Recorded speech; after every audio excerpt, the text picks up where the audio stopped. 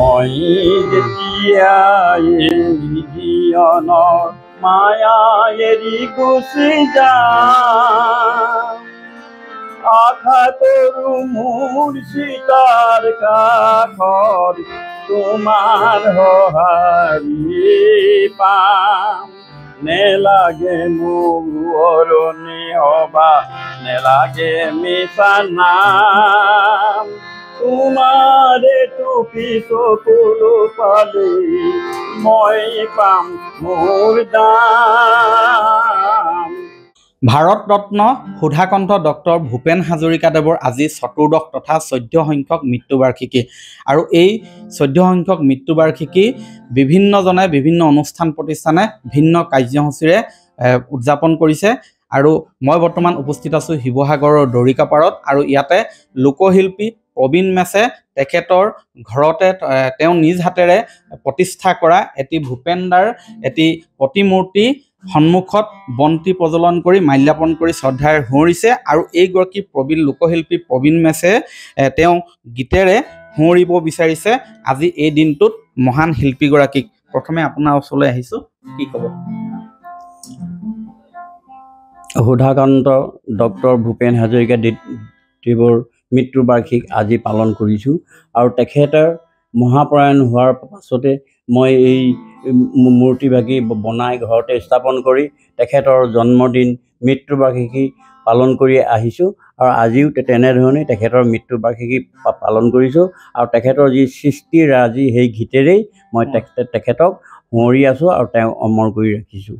হয়, এতিয়া এয়া তেখেতে এটি ভূপেনদাৰ এটি গীত তেওঁ কণ্ঠত নিগৰাব, শ্ৰদ্ধাৰে সুঁৱৰিব। এতিয়া মই দেখুৱাইছোঁ।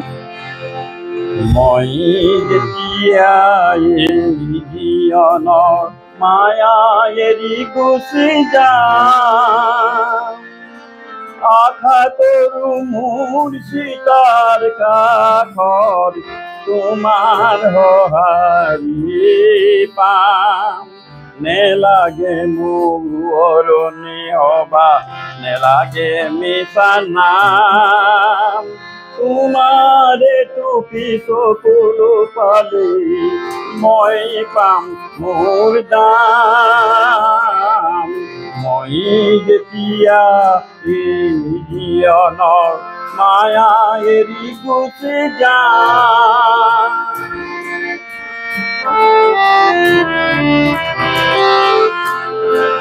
সমূহৰ বাবে গীত গাই গাই তোমাক পাহৰি গলো, সেয়েহে সকলা জীৱনতে তোমাকো হেৰুৱালো। এই কোবে মোৰ দহিতে আজিও শান্তি কতে নপাম, তোমাৰে টুপি চকুলো পালে মই পাম মোৰ দাম। মই যেতিয়া জীৱনৰ মায়া এৰি গুচি যাম,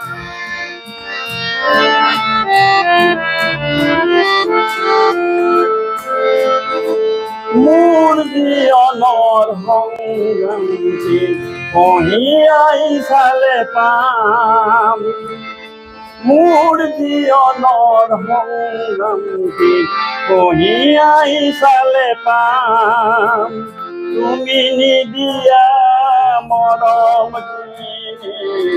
আছিল সৰু ধাম, এই সৰগী ধাম গণি মই তোমাৰ বুকুতে পাম, তোমাৰে টুপি চকুলো পালে মই পাম মোৰ দাম। মই যেতিয়া জীৱনৰ মায়া এৰি গুচি যাম। হয়, এয়া শিল্পীৰ প্ৰবীণ মেছ, আৰু তেওঁ ভূপেনদাক এনেধৰণে আজি শ্ৰদ্ধাৰে সুঁৱৰিছে। এই বছৰটো আচলতে সুধাকণ্ঠ ডক্টৰ ভূপেন হাজৰিকাৰ জন্ম শতবাৰ্ষিকী বছৰ হিচাপে উদযাপন কৰি থকা হৈছে। আৰু ইয়াৰ মাজতে আজি মৃত্যু বাৰ্ষিকীত সকলোৰে এইগৰাকী মহান শিল্পীক শ্ৰদ্ধাৰে স্মৰণ কৰিছে। আপুনি বিচৰা বাতৰি পাব কেৱল নিউজ 18 এপত। নিউজ 18 এপ ডাউনলোড কৰিবলৈ স্কেন কৰক এই QR কোড। গুগল প্লে ষ্টৰতো পাব এই নিউজ 18 এপ।